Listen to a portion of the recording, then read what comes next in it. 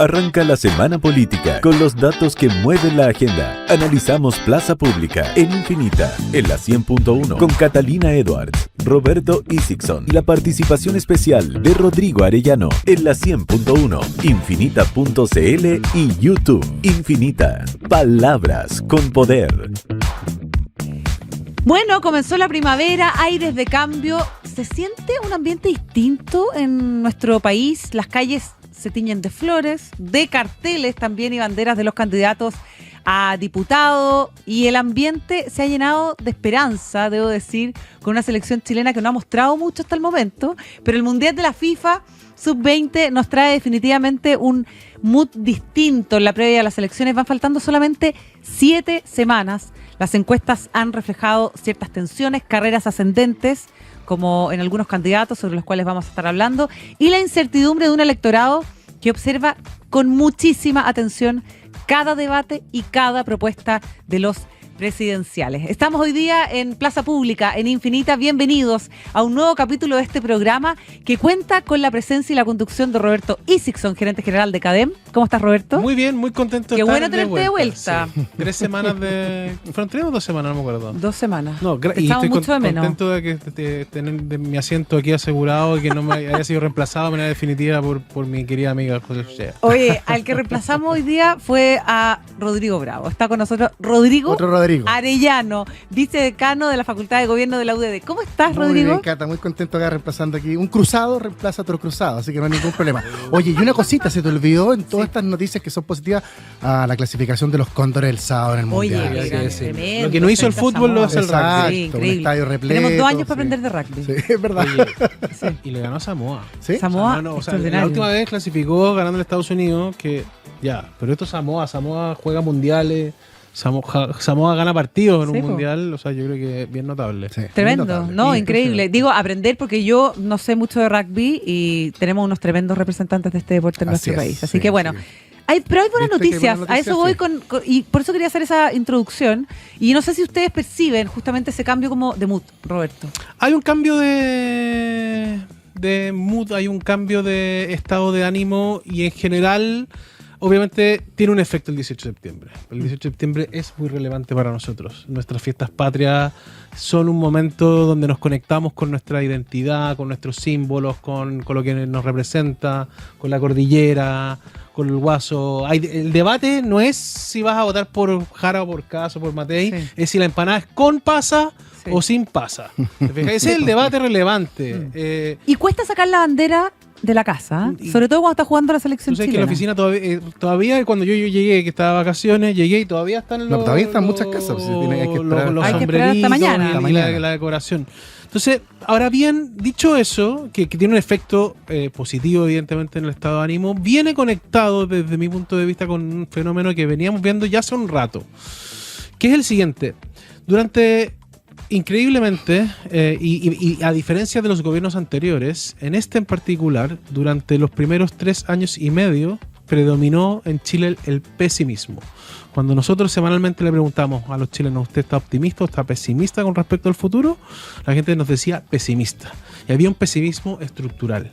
Y ese pesimismo estructural cambió de tendencia de manera significativa por ahí por mayo, finales de mayo, junio de este año. Yo se lo atribuyo a la elección presidencial. Sí.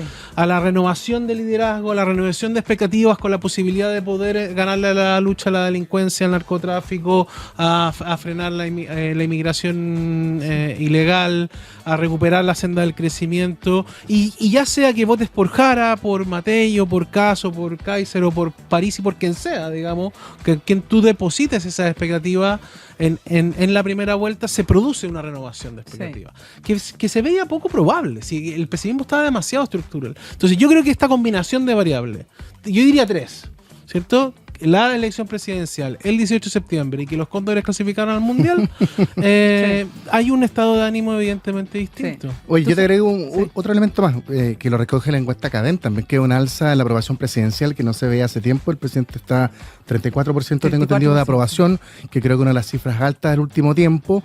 Y además también la semana pasada empezaron a verse los primeros brotes verdes del acuerdo de pensiones. Ya empezó el aumento de la PGU, también una parte importante, sobre todo los mayores están recibiendo destinando más recursos a lo que recién comenzó. Entonces, hay buenas noticias y dentro de las candidaturas presidenciales, quizás no se ha reflejado, pero hay una leve alza que está como tratando de rescatar ese ambiente de positividad en la campaña de Evelyn Matei, que tiene un discurso quizás muy distinto al que tenía al comienzo de la campaña. La semana pasada hubo un debate, estuvo en un programa de televisión donde de alguna forma vimos esa expectativa de optimismo, de que este es un país que es independiente de todos los problemas que transmitía Roberto, que estaba en la percepción de los ciudadanos entre mayo, junio, un poquito más atrás.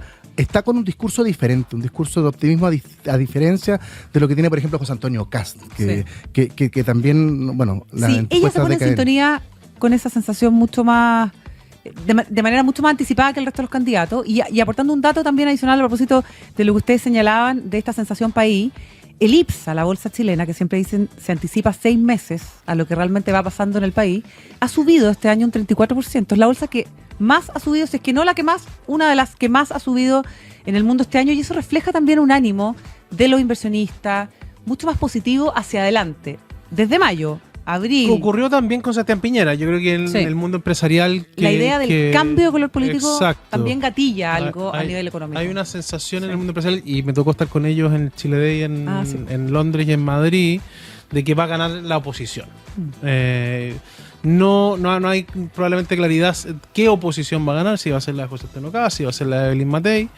En general, el mercado, de hecho, cuando uno ve Polymarket, que a mí yo ya me he vuelto bien adicto a mirarlo, sabéis que hay 6,2 millones de dólares transados. O sea, en el fondo, gente apostando, 6,2 millones. En Estados Unidos son 200, 300, 400, 500 millones de dólares. Acá son 6 millones, pero es harto. Sí. Y eso le está dando un 72% de probabilidad de triunfo a José Antonio Kast. Entonces, hay una expectativa en el mundo empresarial de que va a ganar la oposición y que las políticas, sobre todo asociadas a crecimiento económico, son más favorables a la inversión que las de una candidatura oficialista. Entonces, el mundo empresarial, yo creo que se alinea a eso.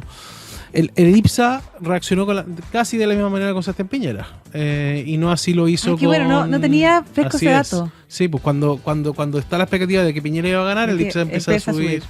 Entonces, esa expectativa de cambio genera de nuevo un efecto... Porque el mercado en general, los inversionistas, estamos hablando de departamentos de estudio que manejan información de primera línea, o sea, encuestas, estudios, proyecciones, cruzan datos, y es bien importante esa percepción o esa proyección que ellos realizan. Ahora, Janet Jara aparece y sigue apareciendo como la candidata que lidera la carrera presidencial, a pesar de esta percepción, con un 26% por encima de José Antonio Kast. Estoy con los datos de la última CADEM publicada este domingo, con un 23%, Matei con un 17%, y esto indica que aunque no hay un dominio abrumador, su posición, por lo menos en el caso de Janet Jara, es más estable.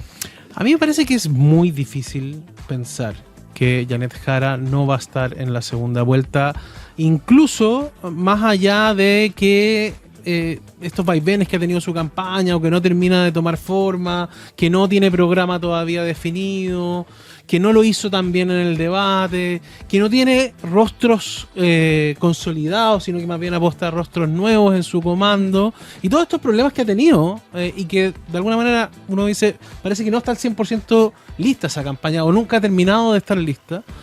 Se ha mantenido en torno al 26%, a veces 28%, en alguna otra encuesta podrá estar cerca del 30%, yo creo que si uno lo lleva a base 100, se va a acercar más o menos al 30% que aprueba el presidente Boric, y al 30 y tanto que votó a prueba en el plebiscito de salida, y cuando compites sola por un segmento de la población, y obviamente considerando que hay 4 candidatos, yo diría 4, o sea, hay 4 de oposición y 4 y medio, porque yo creo que Harold McNichols representa más bien a ese mundo también. Y le ha ido muy bien en las últimas semanas. Y le ha ido mejor en las últimas semanas, yo coincido con eso.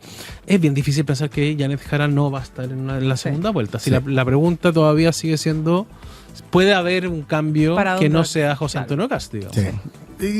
Y está muy de la mano, yo creo, y lo dijo bien Roberto, en definitiva. El presidente Boric en su peor minuto, ahí me puede corregir Roberto, pero creo que fue después del asesinato de los carabineros en Cañete. Y los indultos. Que estuvo en torno al 23%. Entonces, eso es como el piso que podría obtener Janet Jara por bajo, pero el presidente está marcando 34 de aprobación, por lo tanto, todo indica que hay una correlación casi idéntica entre la votación o aprobación del presidente y lo que debiese obtener Janet Jara, y en torno al 28, 30, 32%, si uno lleva más la encuesta cae al 100%, la da segura en segunda vuelta. El problema de ella es que efectivamente no tiene dónde crecer mucho más, porque Marco Enrique marca muy poco, porque Eduardo Artés no marca nada, entonces la complejidad que tiene Janet Jara es la segunda vuelta, y ahí, bueno, es otro escenario, el 17 de noviembre vamos a ver qué pasa, es otra elección, pero efectivamente si uno suma a los otros candidatos de la fuerza opositora, la verdad que hace que el independiente que pasa a segunda vuelta tenga una cuesta muy larga y muy empinada. Janet Jara va a poder de alguna forma dar una sorpresa en segunda vuelta. Ahora, Kast ha mostrado retrocesos en varias semanas seguidas. No sé si Roberto ahí nos puede dar el dato certero. Con respecto a mediciones previas, esto sugiere un desgaste, pérdida de espacio, porque vemos también que Kaiser ha ido ganando terreno. Sube al 11% de respaldo y Franco Parisi baja al 9%. Yo creo que la campaña de José Antonio Kast, del candidato del Partido Republicano, está lejos de estar en su mejor momento. De hecho, semana a semana ha ido perdiendo puntito a puntito. Es una tendencia. Claro, que marca una tendencia. No es una diferencia estadísticamente significativa entre una semana y la otra, pero la tendencia es evidente. O sea, si el 25 de julio Kast marcaba 30, luego fue 29, 28, 27, 26, 25, 24 y ahora 23. ¿Dónde se han ido esos 7 puntos? En la suma completa, ¿cierto? O sea, seguimos en esa, puede llegar a 17, 16 puntos. Bueno, si siguieran la misma tendencia, perdiendo un punto a la semana, quedan 7 semanas, bueno, podría llegar a 14, digamos. Entonces, ¿dónde se han ido esos 7 puntos? Un 40% se ha ido Evelyn Matei, que subió de 14 a 17. Un 60% se ha ido Kaiser, que subió de 7 a 11. ¿Le alcanza Matei con estas 7 semanas que quedan por delante? Yo creo que la pregunta, o sea, es imposible saber. Y va a depender más bien de lo que ocurra en estas próximas 7 semanas. Yo creo que un antecedente importante sí, es que en el 2021, durante las últimas 7 semanas, José Antonio Kast aumentó 12 puntos su intención de voto. Estaba tercero, terminó ganando esa primera vuelta. ¿Qué es lo que queda en estas 7 semanas? 17 de octubre parte la franja. O sea, tenemos un periodo desde aquí hasta que parte la franja, hasta el 17 de octubre. Luego el debate presidencial de Canal 13.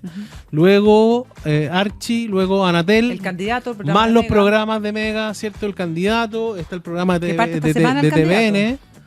TVN también está en programa, ¿cierto? Sí. Tiene programa. Y el candidato llegó a su hora. Y eso es, pues. Y de eso se trata. O sea, hay elementos quedan las próximas 7 semanas. Quedan muchos. Y viene un hito súper importante. ENADE. Y ENADE. Se me faltaba que es el 14 de octubre. 14 de octubre con debate presidencial. ¿Va a ser debate? Eso ¿Debate? No lo sé. Sí. Van a estar todos juntos. Van a estar todos los candidatos. No sé si están todos confirmados. Ya están todos confirmados. Debate, de hecho, hoy día mañana hay un sorteo. Fíjate que el 11 de agosto, Roberto, Evelyn Matei marcaba 11 puntos y José Antonio Kast marcaba 29 puntos, o sea, la duplicaba. Yo la diferencia son 6 puntos, pero técnicamente si el 40% de los votos de José Antonio Kast se van a Evelyn Matei, la diferencia es mucho menor. En fondo, con que le quite 2 puntos, se acorta a 4, se acorta a 3, y ya estamos hablando quizás de márgenes de error, de pisos, de techo, y que efectivamente con todos estos hitos que quedan en la campaña, en los medios, la franja electoral, los candidatos en la calle, ahora vemos banderazos, pero después van a estar las famosas palomas, entonces toda esa asociación puede de alguna forma generar, y hemos visto alta volatilidad, sobre todo en el primer semestre entre los candidatos, todavía en fondo la incerteza con respecto a cuál va a ser el candidato que pase de las fuerzas de oposición a esta segunda vuelta. Sí, ahora, solo para hacer un punto, si la elección fuera el próximo domingo, los candidatos en segunda vuelta serían Janet Jara y José Antonio Kast. El punto es que la elección no es el próximo domingo, evidentemente, quedan 7 semanas. Con Evelyn Matei a mí me pasa algo que no tengo del todo claro si está creciendo o no está creciendo. Es cierto que de 11 a 17 es una diferencia, sí. Ahí hubo un cambio. Venía cayendo semana tras semana de manera muy significativa. Evelyn Matei llegó a tener más de 18 puntos de ventaja sobre José Antonio Kast durante casi todo el 2024, digamos. Hacia mayo empezó a caer, y es cierto que se estabilizó y llegó a 14, hoy día está en 17, pero bueno, ¿y qué pasa si la próxima semana es 14? Entonces no tengo tan claro todavía si Evelyn Matei está con una trayectoria clara de crecimiento como muestra del 11 al 17, y eso va a llegar a 20, ¿te fijáis? ¿O no? Lo que sí es claro es que José Antonio Kast ha perdido intención de voto. ¿Hablemos de eso? Eso es evidente. Estamos en Plaza Pública en Infinita. Seguimos analizando y desglosando las encuestas en la previa de la elección. Analizamos Plaza Pública en Infinita con Catalina Edwards, Roberto Isixson y la participación especial de Rodrigo Arellano.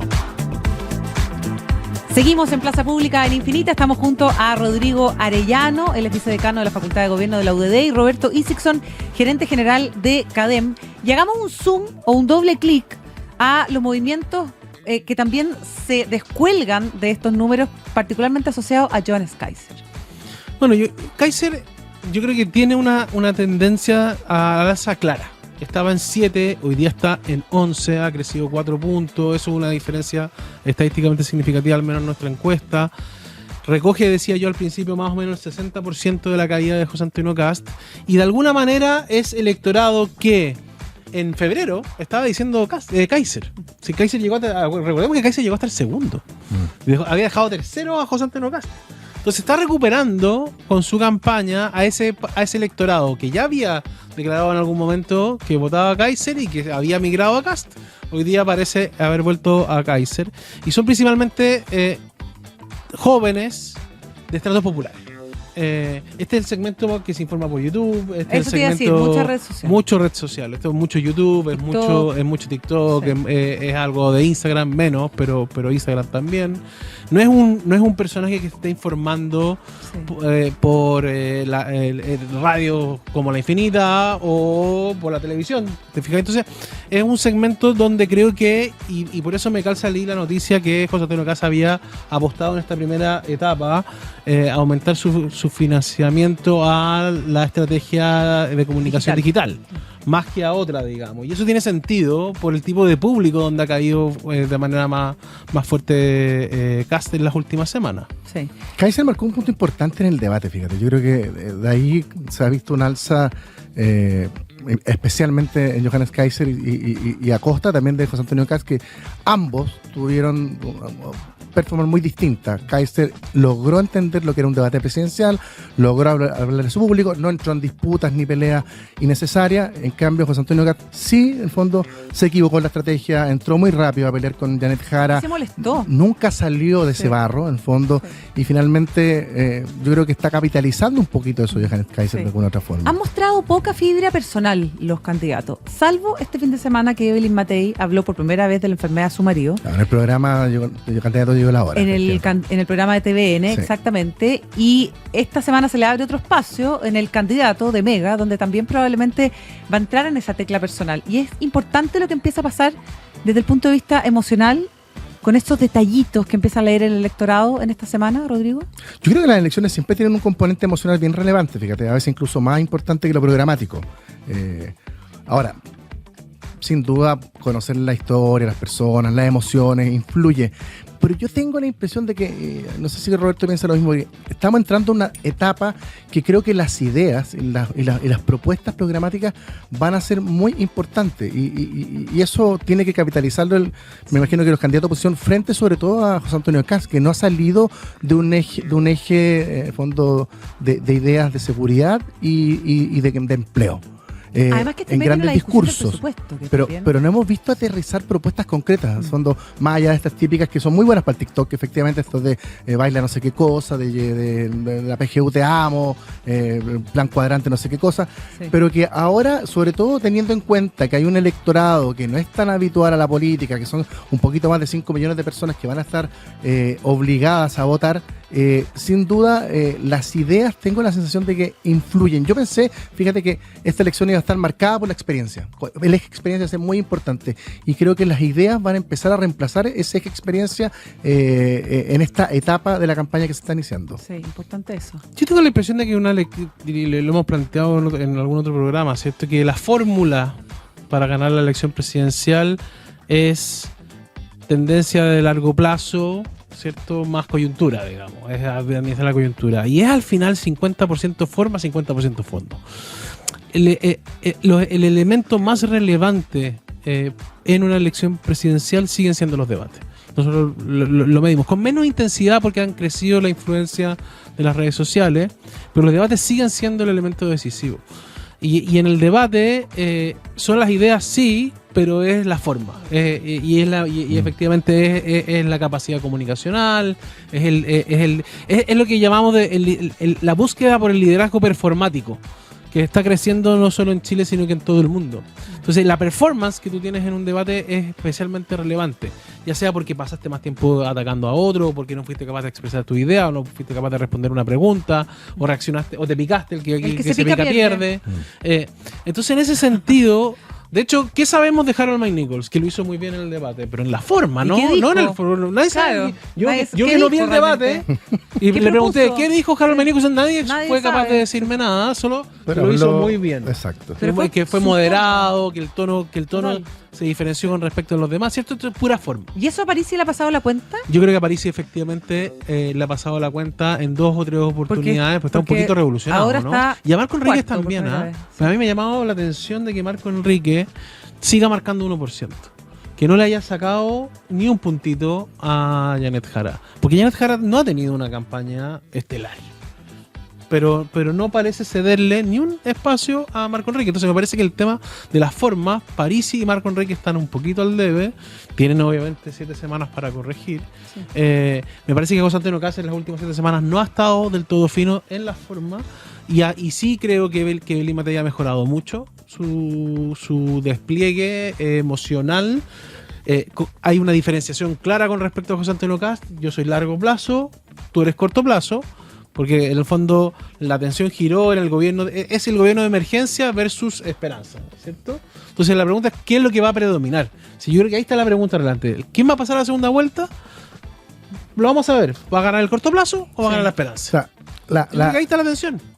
¿Cómo se llama? La intervención de los Juanes finalmente le generó cierto orden al comando Matei. O sea, Belín Matei tuvo un inicio de campaña muy desordenado, con muchos voceros, hubo cambios programáticos, mucho error, y la incorporación de Juan Sutil y Coloma le entregaron como sustento de orden y político. Ya no hemos visto estas salidas, por ejemplo, de comando a otro, de parlamentarios que siempre dañan un poco cada candidatura, le van pegando un raspadito y van debilitándola. Entonces hemos visto una campaña más ordenada, que ha tomado ciertos riesgos. Yo también creo que algo le pasa a José Antonio Caz con eso, que en el fondo él está haciendo una apuesta que le resultó muy bien, sobre todo en la segunda mitad de este año, que es concentrar la discusión economía y seguridad, pero tampoco está arriesgando mucho, pero tampoco se mete en otros temas. De lo que pasa en el país por estos días, que es muy distinto a lo que pasaba hace un mes. El ambiente es diferente, el ánimo es distinto, y quizás Matei ahí ha sido más certera.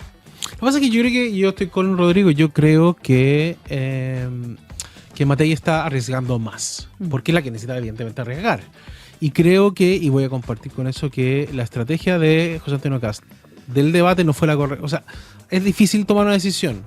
Probablemente al debate sí, no voy a ir a perder, ¿cierto? Por lo tanto voy a ser muy cuidado, pero creo que al final no termina cumpliendo, porque se enfrasca inmediatamente en un conflicto con Janet Jara. Yo creo que eso no le convenía a José Antonio Caz, si la misión era no perder, ¿cierto?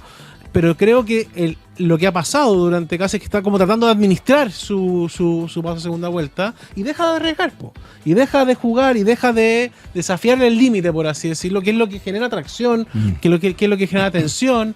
Decidió no ir al programa Carcuro, decidió no ir al programa Mochati, o sea, está muy cuidado. Y yo creo que eso atenta contra la dinámica de la campaña, atenta contra la velocidad, contra la velocidad que requiere una campaña presidencial. Yo creo que José Antonio Caz, a pesar de que hoy día está en una posición de liderazgo, va a tener que salir a arriesgar un poquito más, a atreverse un poquito más a jugar el partido y no estar mirándolo como de afuera. Sí. Me parece que es un factor relevante a tener en consideración, por la tendencia que ha mostrado en las últimas 7 semanas. Y un tema de Marco Enríquez, ya que lo comentó Roberto, yo tengo la impresión de que él apostó equivocadamente. En el fondo, lo comentábamos al comienzo, el presidente, las buenas, las malas y las muy malas, ha tenido siempre un electorado muy leal a él, muy leal al gobierno y a él, independiente de lo que hemos visto. Y él transformó el debate, o la transformó a Janet Jara en la candidata al presidente, en la ministra al presidente, independiente de la aprobación o desaprobación que tenga. Pero el elector de ese mundo esta es mi candidata, es la candidata del presidente Boric, es la candidata que fue ministra, etcétera, y a él no y él mismo se cerró los espacios de crecimiento al concentrar la votación de aprobación presidencial en Janet Jara. Yo creo que ahí cometió también un error de estrategia. Dijo el otro día, ya, no le voy a volver a pegar a Janet Jara por las recriminaciones que se dio, pero yo creo que él se dio cuenta que cometió un error estratégico de, en el fondo, concentrar la votación de aprobación del presidente, de aquellos que han sido leal, a Janet Jara, que efectivamente le da como sustento de apoyo y impide que Marco Enrique pueda penetrar esa muralla que él mismo ayudó a crear. Sí, po. Oye, estamos en Plaza Pública en Infinita, hoy día con Rodrigo Arellano y Roberto Isixson. Vamos a hacer nuestra pausa comercial y a la vuelta tenemos el dato bajo llave asociado a lo que ha pasado en las últimas semanas con la presencia del presidente Gabriel Boric en la ONU y la candidatura de Michelle Bachelet. Espérenos, ya volvemos. Analizamos los datos más relevantes de Plaza Pública en Infinita, en la 100.1, infinita.cl y YouTube. Infinita. Palabras con poder. Estamos de vuelta con Catalina Edwards, Roberto Isixson y la participación especial de Rodrigo Arellano. Es Plaza Pública en Infinita, en la 100.1, infinita.cl y YouTube. Infinita. Palabras con poder. Ya estamos de vuelta en Plaza Pública en Infinita. Estamos con Roberto Isixson, gerente general de CADEM, y Rodrigo Arellano, vicedecano de la Facultad de Gobierno de la UDD, desglosando las últimas encuestas, particularmente la CADEM, con miras a la elección presidencial, para la cual faltan solo 7 semanas. Y Roberto nos trae la promesa de todos los lunes. Sí, yo creo que no podemos dejar de considerar cómo puede influir el factor Bachelet en esta elección. Y lo interesante, me parece, no es cuánto puede beneficiar a Jara, ¿sí? Porque yo creo que el efecto es neutro. De hecho, que sea candidata a la Secretaría General de la ONU le resta la posibilidad de que se sume a apoyar una candidatura de... No puede estar en la franja. Jara, no puede estar en la franja, no puede aparecer abrazada Jara en algún acto, ¿cierto? Sino que el punto relevante es cuánto puede complicar a Cassi Matei. Entonces, en ese contexto, lo que dijo la encuesta es que un 57% está de acuerdo con la posible elección de Michelle Bachelet como secretaria general de la ONU. Sería un orgullo para Chile. Y el 54% cree que los candidatos presidenciales de oposición debiesen apoyar su candidatura. En ese contexto, trajimos un dato bajo llave, que me parece súper interesante. Revelado solo en Plaza Pública Solo Infinita. Para Plaza Pública Infinita en exclusiva. Esto es el dato bajo llave de Plaza Pública en Infinita. Si es que en general el 57% está de acuerdo con que sería un orgullo para Chile que la expresidenta Bachelet sea secretaria general de la ONU, si vemos el dato solo entre aquellos identificados con la derecha o la centro derecha, un 66% están de desacuerdo. Y frente a la pregunta, ¿usted está de acuerdo o desacuerdo con que los candidatos de oposición deberían apoyar una candidatura de Bachelet en la ONU? Donde el 54% en general decíamos, ¿cierto?, está de acuerdo. Entre la derecha y la centro derecha, el 65% están en desacuerdo. Y déjame ir más allá. Entre los identificados con el centro, que es ese grupo que puede migrar de un lado a otro, un 54% está de acuerdo con que sería un orgullo, un 44% está en desacuerdo. Entonces, en el fondo, es tricky esto. Y me parece interesante cómo van a jugar. Porque quedan todavía meses de discusión, ¿cierto? La elección esta elección de la Secretaría General de la ONU, lo aprendí hoy de la mañana, en octubre del 2026. O sea, queda un rato largo, pero puede jugar un rol relevante. Y cómo se paran, me parece, Kass y Matei frente a esto va a ser interesante. Porque a pesar de que la mayoría está de acuerdo, sus electores más próximos están, en su mayoría, 2/3 en desacuerdo. Y por lo tanto, ¿cómo se distingue la postura de Kass y la de Matei? ¿Van a seguir la misma ruta? Hoy día me parece.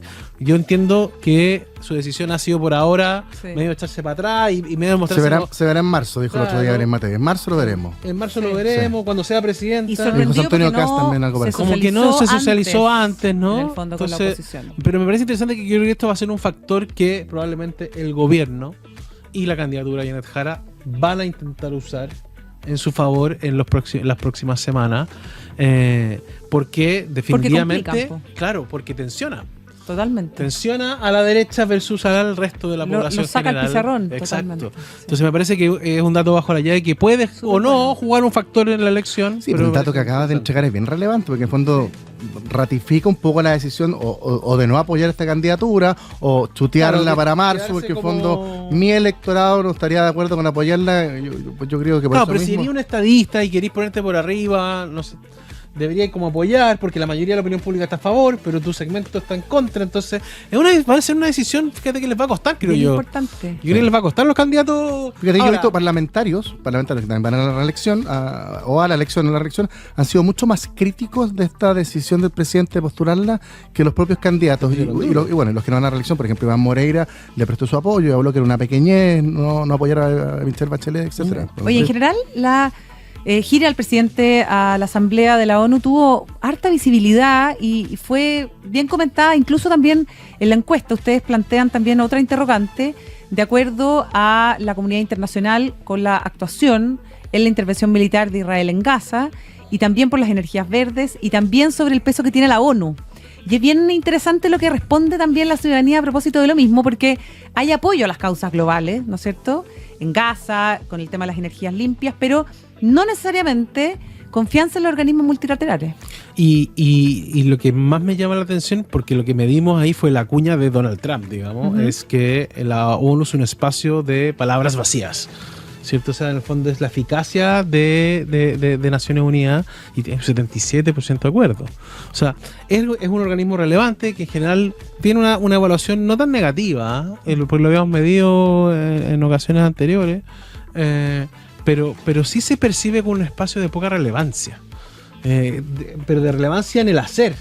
Es como relevante por el significado, por lo simbólico, por lo que te permite de ir a dar un gran discurso, ¿cierto? Y juntarte con pares, y te encuentras con Donald Trump y con el príncipe Felipe y con otros, digamos, pero en términos de la capacidad que tiene hoy día la ONU de efectivamente dar una solución a la guerra de Ucrania, a la guerra de Gaza, hay un 77% de acuerdo con las palabras de Donald Trump. Sí. Fíjate que a mí me llamó la atención, estaba mirando porque miré la cadena con detención, como lo hago todos los domingos en la noche cuando Roberto la hace llegar, que esta fue de las giras que tuvo más mala evaluación del presidente de la República. Ustedes preguntaron o compararon, me imagino, con otras preguntas de otras giras del presidente, y fue la que tuvo buena evaluación y más mala evaluación en relación con otras. Entonces, como que me llamó, probablemente condicionado, por la presentación de Bachelet, la política.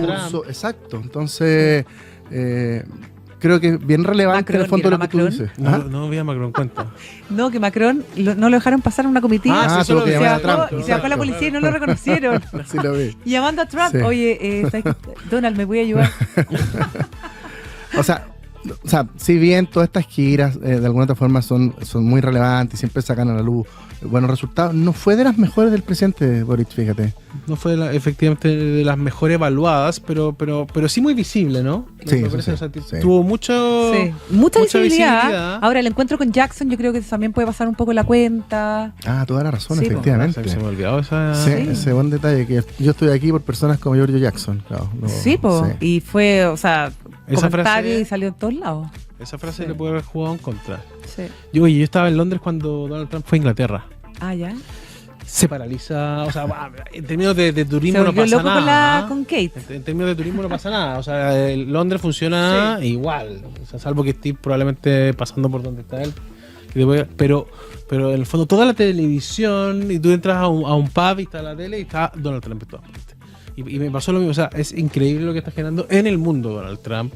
Ya sea te guste o no te guste, de acuerdo o en desacuerdo, pero También. en el fondo la capacidad Tremenda que tiene visibilidad. Trump de Sí. generar esa atención y concentrar el interés de las personas es realmente impresionante. Analizamos los datos más relevantes de Plaza Pública en Infinita con Catalina Edwards, Roberto Isixson y la participación especial de Rodrigo Arellano en la 100.1. Rodrigo, estamos con Rodrigo Arellano y Roberto Isixson hoy día en Plaza Pública en Infinita, analizando lo que viene en adelante. Les quería preguntar, ¿dónde ven flancos abiertos hoy día para las candidaturas con mayor posibilidad de pasar a la segunda vuelta? Yo creo que José Antonio Caz lo comentábamos, es una campaña que está muy estática. Yo la veo así. En el fondo está el riesgo efectivamente de porque las campañas se ganan por tus aciertos, por tus riesgos, pero también por no cometer errores. Y yo creo que él está muy contenido en eso, en no cometer errores. Y eso al final del día ha permitido que tanto Johannes Kaiser como Evelyn Matei, que están apostando un poquito más, que están jugando en riesgo de alguna otra forma, pueda pegarle lo que se conoce así como el sorpaso, de poder restarle validez. Y lo otro, efectivamente, los riesgos, cometer errores, y eso puede complicar. Y lo otro va a ser relevante, creo, no sé si lo ve así también, Roberto, yo creo que es la campaña parlamentaria. O sea, al final del día aquí se elige presidente, pero hay un conjunto de parlamentarios, de senadores, que de alguna otra forma son tus territoriales para los últimos 100 metros de campaña, que son muy importantes. Entonces también el desempeño que tengan ellos, el orden, la posibilidad de trabajo, en eso el Partido Republicano se ha demostrado que tiene capacidad. Entonces yo creo que también hace una apuesta a eso y al orden que todas tiene. las promesas de campaña de los candidatos, la gran mayoría, pasan por el Parlamento. Y un Parlamento que no cuenta con su respaldo, al nivel de lo fragmentado que está hoy día, o sea, imposibilita el cumplimiento de cualquier programa de gobierno hoy día. De hecho, los días José Antonio Cast dijo que esta promesa de reducir en 6.800 los primeros 18 meses pasa por el acuerdo del Congreso. O sea, hay una especie como de trampita Totalmente. De segunda línea, Sí, que dice voy a requerir de tributaria. un Congreso que me apruebe, no así los otros candidatos que han dicho vamos a recortar 2.000, que es una cifra que está un poquito más en la lógica del Consejo Fiscal Autónomo, pero sin la necesidad de una ley que pase por el Congreso. Entonces, pero la apuesta de ellos es eso, o sea, la posibilidad cierta de que haya con una mayoría por primera vez de centro derecha en ambas cámaras está latente, está vigente, y va a depender mucho del despliegue que tengan también ellos, ya que finalmente no hubo pacto parlamentario. Y hay un giro relevante que tuvo José Antonio Cast este fin de semana en una entrevista a un diario argentino, en que señaló que él va a necesitar de todas las fuerzas políticas, de llegar a acuerdos, algo que era muy distinto a lo que nos venía acostumbrando distinto, José Antonio Cast, en eso que no hay que hablar con todo. Hay unos guiños de mayor pragmatismo y moderación todavía. Totalmente, pensando en Yo formación creo, de equipo. yo creo que a ver, si vamos por candidatos rápidos, yo creo que Janet Jara tiene dos riesgos. Uno es el flanco del PC. Y lo digo más que por la pelea permanente y que no ha logrado salir de ahí, es que de alguna manera también el flanco del PC lo que nos muestra es que la intención de voto de Janet Jara, que se mueve entre 26 y 28 en primera vuelta, en segunda vuelta es 31, 32, o sea, entre primera y segunda captura 4 o 5 puntos. Evelyn Matei y José Antonio Cast capturan 20 puntos. Entonces tiene poco de dónde construir, y creo que el PC le pone un freno. Entonces, a Janet Jara hoy día lo que le está pasando... ¿Y qué es lo que es el PC o el gobierno? Es que yo creo que el PC, porque el gobierno está en 34, podría estar, te fijas, entonces tú tenías espacio para un poquito más. Yo creo que al final igual es una combinación de factores, la gente que votó a prueba, es la aprobación del gobierno, es el PC, pero le está costando a Janet Jara justificar la razón por la cual es importante que ella pase a segunda vuelta. Porque si todas las encuestas muestran que no le va a ganar a Casi o a Matei, el problema que tenga es que se instale esta idea de que votar por Jara es votar por Cast, y se le abra un flanco por la centroizquierda más claro. Sí. Ahora, Janet Jara todavía no tiene programa. Bueno, no tiene programa, no tuvo un buen debate, lo decíamos en la introducción, ¿cierto? No tiene un gran equipo. Entonces, de alguna manera a mí me parece que Janet Jara va a tener que salir a mostrar que su candidatura es competitiva en segunda vuelta, que tiene hambre de ganar la segunda vuelta, que tiene ganas, porque si no, ahí yo creo que hay un flanco claro. En el caso de José Antonio Cast, me parece que el principal flanco que tiene hoy día la candidatura de Cast es quedarse dormido en los laureles.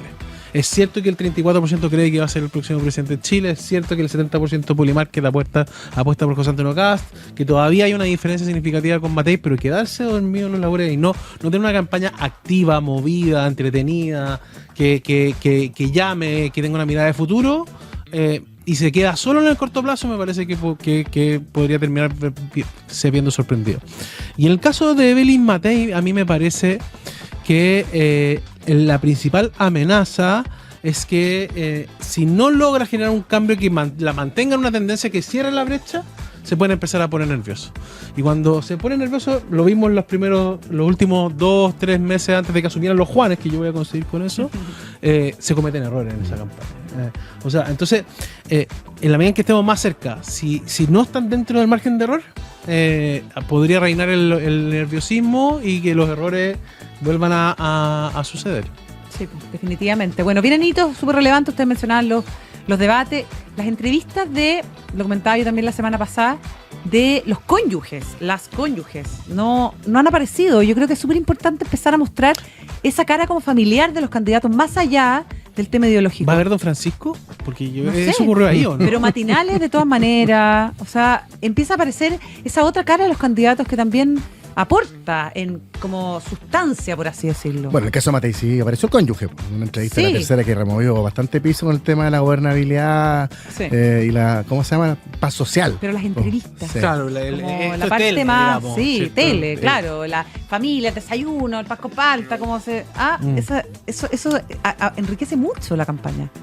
Yo creo que, bueno, faltan 7 semanas, ¿eh? Y ahora yo tengo la impresión de que no va a haber mucho de eso.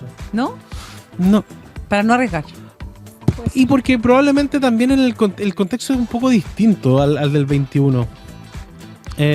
No sé si Janet Jara tiene muchas ganas de abrir esa vida privada. Tampoco creo que Evelyn Matei, más allá de lo que ya hizo en TVN, creo que José Antonio Cast no lo pasó bien en ese contexto del 21.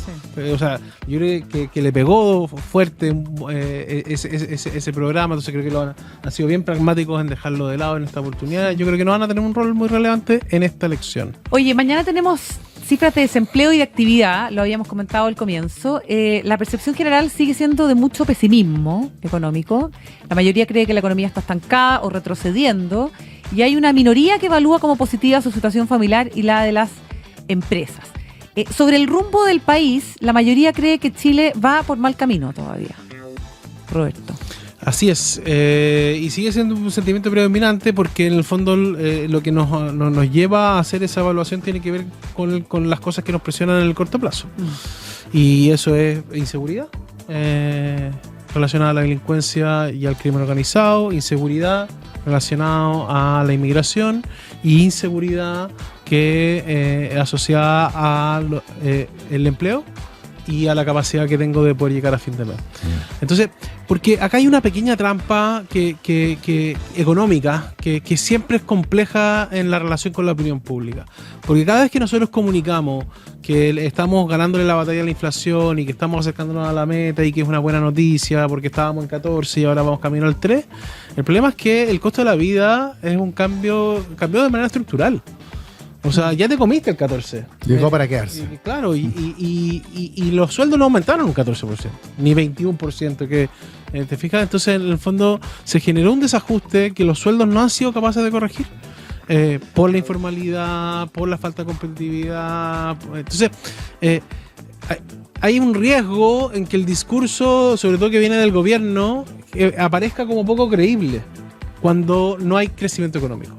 Yo creo que al final esa es la variable fundamental, porque los chilenos han entendido que el crecimiento económico es relevante, pero no por usar la palabra crecimiento, sino que el crecimiento genera empleo, que la competencia por empleo hace que aumenten las remuneraciones y el aumento de los sueldos y las remuneraciones nos permite acceder a bienes y servicios.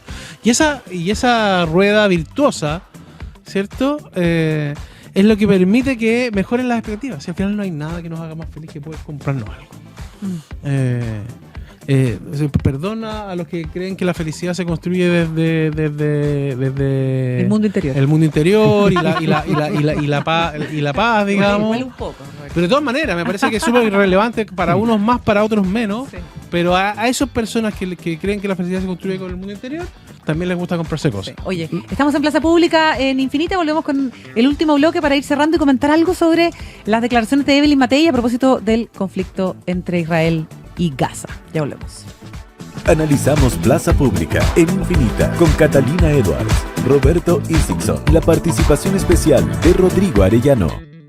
Bueno, a propósito de los temas internacionales que no se tocan mucho en los debates presidenciales, la postura particularmente que ha tenido el presidente Boric respecto del conflicto entre Israel y Hamás ha sido bien evidente, y Gaza. Y Evelyn Matei se metió en este tema. A través de Twitter dijo que la violencia que hoy día golpea a la población civil de Gaza, con decenas de miles de víctimas, dolor, hambre y destrucción, conmueven y duelen más allá de lo que cualquier declaración pueda expresar. El terrorismo y los conflictos armados son virus que solo destruyen vidas inocentes y envenenan a sociedades.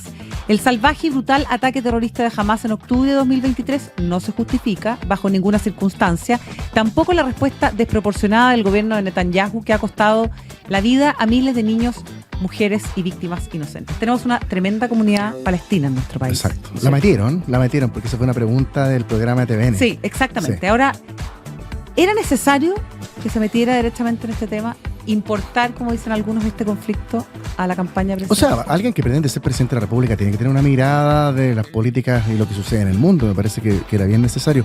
Y me da la impresión de que esta respuesta fue muy políticamente correcta y bien calculada. En el fondo, no usó la palabra genocidio, que hubiese sido brutal quizás para uno de los dos sectores. Sabemos la importancia también que tiene en algún Chile, momento lo calificó así.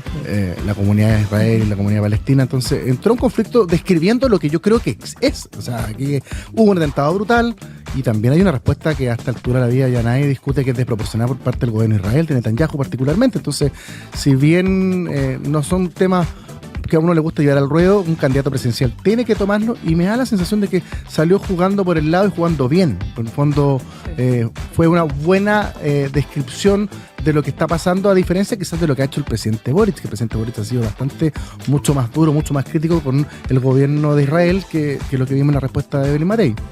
Me parece que sale jugando alineada con el 77% que cree que es importante que la ONU busque mecanismos para que termine el conflicto. Yo estoy de acuerdo con Rodrigo que es una cuña bien neutra, en verdad. ¿Sí? Juega con las dos piernas.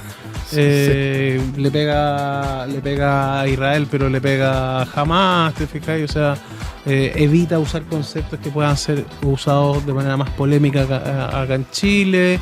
Y voy a coincidir con que todos los candidatos presidenciales en algún otro momento van a tener que hablar sobre Rusia y Ucrania, van a tener que hablar de... En la elección pasada era la salida de Bolivia, Claro. al mar de Bolivia, me acuerdo. Claro, y China siempre es un tema, China porque en el fondo la típica pregunta que viene para los candidatos presidenciales es, bueno, si usted cree que no hay que tener relaciones comerciales con Cuba, hay que tenerlas con China, y si no cree que tiene que hay que cortar relaciones comerciales con Venezuela y relaciones diplomáticas, bueno, ¿y China? Esa es una pregunta que viene a cajón las próximas 7 semanas. O Venezuela y Cuba, pregúntale a Janet Jara. Va a ser la pregunta de cajón que van a hacer en todos los programas que ya se paseen. Sí, pues es súper importante. Pero la definición, no sé si hoy día es lo que más le importa a la ciudadanía, el tema internacional. No es la prioridad número uno, porque la prioridad número uno es, como dice Roberto, seguridad, pero uno espera de los mandatarios algo. En el fondo uno espera que vayan más allá. Por eso digo que es tan relevante lo que viene ahora, más allá de los eslogans y seguridad y empleo, que es lo que esperamos todos, porque sin duda son temas que son muy relevantes y estamos pasando problemas profundos en ambos. Pero uno espera de la persona que va a dirigir los designios del país los próximos 4 años que tenga una mirada un poquito más allá de los eslogans y que aterrice las propuestas en eso, pero que también tenga opinión en otros temas como relaciones internacionales, como la vinculación con otros países, qué va a pasar con América Latina, etcétera. Entonces, van a salir al ruedo y los van a poner. Pero mira, pero sí voy a hacer un contrapunto, porque, y aquí voy a citar a mi amigo Luis Argandoña, porque Lucho, que es socio general de Conecta Research, que se dedica hace muchos años a hacer análisis de los medios y los temas de cobertura, y tanto instituciones públicas como privadas, y ahora también en redes sociales. La otra vez le pedí un dato que yo seguía con mucho interés, que es cómo se está distribuyendo la pauta de los medios de comunicación. ¿A qué temas le están dedicando? Y obviamente seguridad es el más importante, pero nos llamamos y conversábamos de esto, porque nos llamó mucho la atención, que el tema internacional hoy día está muy presente en la pauta de los medios de comunicación, por Donald Trump, por la guerra de Rusia con Ucrania, por lo que está pasando en Gaza. O sea, es un gran tema, y el deporte está disminuido en un mínimo. Entonces decimos, ¿qué pasa con el deporte? Porque hace 10 años, 5 años atrás, el deporte era un espacio gigantesco dentro de los noticieros centrales. Sí. Hoy está muy disminuido. Y claro, es que no ha ido mal, po. Sí, entonces, en ese contexto, yo creo que también es un tema relevante hoy día en lo internacional. Lo muestra la pauta de los noticieros centrales. Y por lo tanto, los candidatos presidenciales van a tener que tener van a tener que saber jugar con ese espacio, porque están generando interés. De cualquier equipo. De cualquier equipo que sea. Oye, el Mundial de FIFA Sub-20 le traerá beneficio también en imagen al presidente Gabriel Boric. Bueno, los panamericanos les generaron un efecto súper positivo, pero coyuntural. La aprobación del presidente, así como Rodrigo citaba que en sus peores semanas, después de los indultos, los asesinatos en Cañete, la aprobación del presidente bajaba a su mínimo, que era 25, 2 semanas después está de nuevo en 30, 32, 33, que es lo que se llama el promedio. Con los panamericanos se fue a 36, 37, 38, 2 semanas después bajó. Entonces creo que va a tener un efecto coyuntural positivo a la medida que Chile juegue más o menos, pero gane. Eso va a tener un efecto, puede traerle un rédito sin duda, pero yo tengo la impresión de que va a ser un efecto coyuntural de nuevo. Sí. O sea, no. Pero ahora va con Violeta. El Panamericano fue con la sobrina. Con la sobrina. Violeta en el estadio. ¿Ah? Entonces yo creo que sí, va a tener un efecto positivo, pero coyuntural. Ya. O sea, puede mejorar un poquito la aprobación, hay un mejor clima, pero luego. Ahora el último año presidencial después, siempre un poquito mejor que los 3 anteriores. Hay un efecto efectivamente de recuperación el año 4, pero yo tengo dudas de que ocurra con respecto al presidente Boric. ¿Por qué tengo dudas? Porque no digo que no vaya, que sea posible de que ocurra. Pero el presidente Boric ha tenido una particularidad, que es que su nivel de aprobación mínimo fue muy alto. La presidenta Bachelet fue 25% después del 35% Transantiago. Después fue Piñera 1, 25% movimiento estudiantil. Bachelet 2, 15% con Cabal. Y Piñera 2, 9% con estallido social. Entonces, y Boric se mantuvo en 25 y un promedio 30 muy estable. Entonces, de alguna manera, al igual que Janet Jara, yo me preguntaría si la aprobación del presidente no tiene piso o techo. Piso y techo al mismo tiempo. Y que esté más bien relacionada al resultado del plebiscito de salida más que a la coyuntura. Entonces, si es que no es así, efectivamente podría tener un efecto de recuperación y que termine más bien cercano al 40-42%. Si se mantiene en el promedio, va a terminar más bien cercano al 33-34%, que es lo que tiene más o menos hoy día. Perfecto. Oye, muchas gracias por haber estado hoy día, Rodrigo Arellano. Sí, Rodrigo Arellano, hoy día con nosotros, vicedecano de la Facultad de Gobierno de la UDD, y Roberto Isixson, gerente general de CADEM, en Plaza Pública, en Infinita, todos los lunes a partir de las 8 de la noche. Ya saben, acá desglosamos y miramos con lupa los números de las encuestas. Que les vaya muy bien. Nos vemos el próximo lunes. Sí, pues después viene la veda. Y sin Rodrigo Bravo, que bueno con Arellano. Vamos a cambiar de veda, pero a partir del... Son 15 días la veda. Así que 31 de... A partir del 1 de noviembre va a ver. Claro, 31 de octubre es el último día que vamos a publicar. Y el próximo lunes nos trae otro dato bajo ya. Vamos a pensar. Muy bien. Gracias por habernos acompañado. Plaza Pública en Infinita llega hasta acá. Si quiere compartir estos contenidos, puede visitar nuestro sitio web infinita.cl. Nos vemos.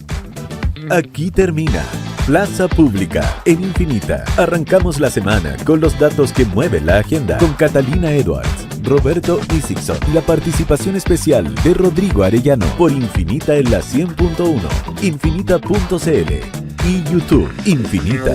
Palabras con poder.